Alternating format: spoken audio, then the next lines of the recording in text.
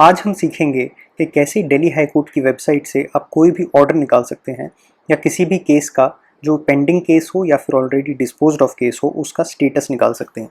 सबसे पहले हम स्टार्ट करेंगे गूगल पर दिल्ली हाई कोर्ट सर्च करने से। सबसे ऊपर लिंक आता है delhihighcourt.nic.in जो कि दिल्ली हाई कोर्ट की ऑफिशियल वेबसाइट है। इसको हम एक्सेस करेंगे। अब इसमें दो लिंक्स ऐसे हैं जिसपे से आप ढूंढ सकते हैं किसी भी केस का स्टेटस या फिर उसका ऑर्डर निकाल सकते हैं। एक तो यहाँ पे आप देखेंगे केस या फाइलिंग स्टेटस और एक यहाँ पे नीचे केस हिस्ट्री। पहले हम ट्राई करके देखते हैं केस और फाइलिंग स्टेटस से। इस पे क्लिक करके आपको ये एक पेज खुलेगा जिसमें 4 तरीके दिए गए हैं जिससे आप कोई भी ऑर्डर निकाल सकते हैं किसी केस का। अगर आपको केस का नंबर पता है तो आप केस नंबर यहाँ डाल के जिस ईयर में वो फाइल किया गया था वो ये नंबर जो यहाँ पे दिया गया है ये इस कॉलम में डाल के और केस कैटेगरी यहाँ पे सेलेक्ट करके, जैसे मान लीजिए कि अगर आर्बिट्रेशन केस है, आर्बिट्रेशन पिटीशन है तो ARB, जैसे मान लीजिए आर्बिट्रेशन पिटीशन नंबर 20 ऑफ 2018 हमें देखना है। यहाँ पे हम डालेंगे 7556 और डिस्प्ले करेंगे। ये केस ऑलरेडी आप देखेंगे डिस्पोज्ड ऑफ लिखा आ रहा है। ये किस किस पिटिशनर और रेस्पोंडेंट के बीच में था वो भी आ रहा है और एडवोकेट का नाम भी आ रहा है। अब इसके ऑर्डर्स और जजमेंट हमें देखने हैं तो हम ऑर्डर पे क्लिक करेंगे। इसके बाद इस केस के जितने भी डेट वाइज ऑर्डर्स हुए हैं उन सब का हमें एक्सेस मिल जाएगा और उन्हें हम एक एक करके PDF फाइल्स में देख सकते हैं और डाउनलोड कर सकते हैं। ये देखिए ये इनके ऑर्डर्स सारे आ गए हैं डेट वाइज। किसी भी ऑर्डर को जैसे मान लीजिए 7 अगस्त के ऑर्डर को हमें देखना है तो हम इसको खोल के देख सकते हैं। ये एक पब्लिक के लिए एक फैसिलिटी हाई कोर्ट ने प्रोवाइड की हुई है, ये आप ऑर्डर देख सकते हैं। इसी तरह से आप किसी भी केस का जिसका आपके पास नंबर है आप उसके बारे में जानकारी पा सकते हैं। अगर आपको केस का नंबर नहीं पता तो आप किसी पिटिशनर या रेस्पोंडेंट के नाम से, जैसे मान लीजिए आपको कोई बेल एप्लीकेशन सर्च करनी है और आपको सिर्फ एक वेग नेम पता है जैसे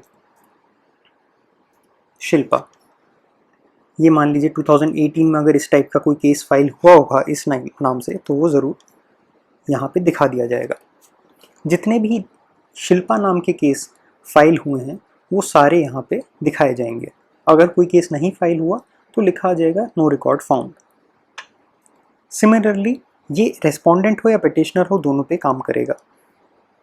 अगर आपको रेस्पोंडेंट या पिटिशनर दोनों में से किसी का नाम का कोई आइडिया नहीं है पर आपको एडवोकेट के नाम का आइडिया है तो आप वो डाल सकते हैं यहाँ पर और उसके लिए भी जिस साल में उस एडवोकेट ने जो फाइलिंग की है वो यहाँ पे सर्च करेंगे तो वो दिखा देगा। अब देखिए शिल्पा नाम से कितने सारे केसेस यहाँ पे खुल गए हैं। इसके 2 पेज हैं, आप दोनों पे सर्च कर सकते हैं। ये केस के टाइप आ रहे हैं और इसमें भी सिमिलरली वहीं पे क्लिक कर ऑर्डर और जजमेंट आप देख सकते हैं कि इसके ऑर्डर और जजमेंट क्या हुआ है। ये केस डिस्पोज ऑफ हो चुका है, आप ये देखेंगे तो ये केस अभी पेंडिंग है। ये वाला जो लिंक है इससे आप सिर्फ ऑर्डर्स और केस का स्टेटस पता कर सकते हैं। जो केस की फाइनल जजमेंट है उसका एक और लिंक है। जैसे ये केस डिस्पोज्ड ऑफ हो गया तो आप देखेंगे अगर लास्ट में जो लास्ट का ऑर्डर है वो इसी में इन्होंने केस ने जज साहब ने इसको ख़त्म कर दिया है। कुछ जो केसेस जिसमें ऑर्डर रिजर्व हो जाते हैं उनकी जजमेंट अलग से आती है और वो आपको जजमेंट वाले लिंक पर मिलेगा। सिमिलरली एडवोकेट वाले कॉलम में और डायरी नंबर एक होता है जब आप केस फाइल करते हैं। एक केस का रजिस्ट्रेशन नंबर होता है जो कि यहाँ आप डालेंगे और एक होता है डायरी नंबर जब आप फाइल करते हैं कोई भी एप्लीकेशन, कोई भी पिटिशन, कोई भी प्लेंट हाई कोर्ट में फाइल होती है उसको एक डायरी नंबर दिया जाता है ताकि उसको एक रेफरेंस नंबर की तरह वो होता है ताकि उसको यूज़ करके हम पता लगा सकें कि वो कहाँ फाइल हुआ, किस कोर्ट में गया। अगर आपके पास डायरी नंबर है तो आप यहाँ से सर्च कर सकते हैं। सिमिलरली केस हिस्ट्री भी आपको यही सारी सर्विसेज देता है। यहाँ पे भी आप case wise, party name wise, advocate name wise, यहाँ पे आपको 2 और ऑप्शन दिए हैं FIR नंबर वाइज और इम्प्यून ऑर्डर वाइज जो कि यहाँ पे नहीं है। तो आप यहाँ पे जैसे FIR नंबर वाइज पे आप जाएंगे तो आप पुलिस स्टेशन सर्च करेंगे, FIR का नंबर आपके पास है, उसका ईयर डालेंगे और ये वैलिडेशन कोड। जैसे मान लीजिए आप आदर्श नगर पुलिस स्टेशन में 20 नंबर FIR 2018 की अगर देखें तो ये 2 केस आ रहे हैं, विनीत गुप्ता एंड अदर्स। एक ही केस में ये 2 एडवोकेट आ रहे हैं आपके, ठीक है। इसी तरह से केस वाइज पार्टी वाइज ये हम ऑलरेडी देख चुके हैं केस और फाइलिंग स्टेटस में। इसी तरह से इम्प्यूग्ड ऑर्डर वाइज अगर किसी लोअर कोर्ट का ऑर्डर अपील होता है यहाँ पे, तो हम उसको यहाँ पे सर्च कर सकते हैं। जब केस डिस्पोज ऑफ हो जाता है और फाइनल जजमेंट आ जाती है, उसकी सर्च हम यहाँ पे कर सकते हैं। आप यहाँ देखेंगे PDF जजमेंट, इस पर आप क्लिक करेंगे, जजमेंट पे जाएंगे, जजमेंट पे PDF जजमेंट।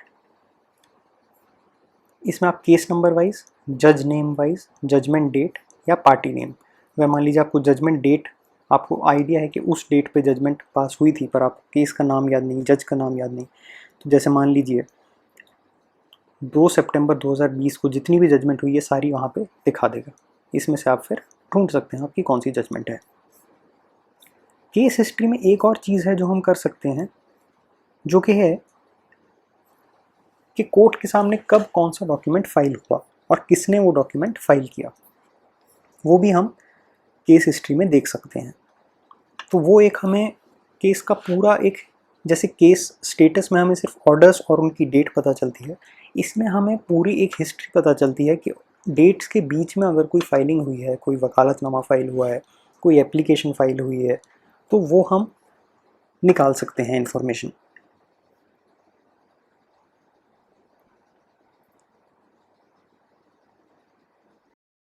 ये हमारा केस टाइप से केस हिस्ट्री खुल गया।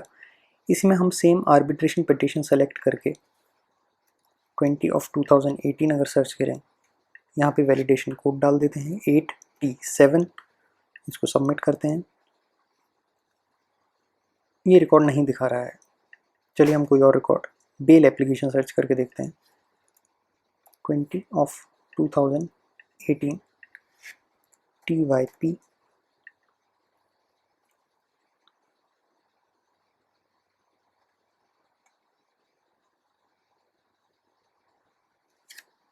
ये देखिए पंकज वर्सेस स्टेट यहाँ पे खुल गया है। इसमें डेट वाइज आप देखेंगे listed in court number 29, document filed by, और फिर से लिस्टेड इन। अगर आप ये जो ब्लू कलर का लिंक आ रहा है इस पर आप क्लिक करेंगे तो उस डेट का ऑर्डर आपका खुल जाएगा। तो इस सेम सर्विस जो केस या फाइलिंग स्टेटस में है वो आप यहाँ पे देख सकते हैं। एक न्यू विंडो में आपका उस डेट का ऑर्डर खुल जाएगा। इस तरह से आप अपने ऑर्डर्स या जिस केस में आप नहीं भी पार्टी हैं, आप उसका स्टेटस जानना चाहते हैं, तो आप यहाँ पे दिल्ली हाई कोर्ट की वेबसाइट पे आकर देख सकते हैं। Thank you.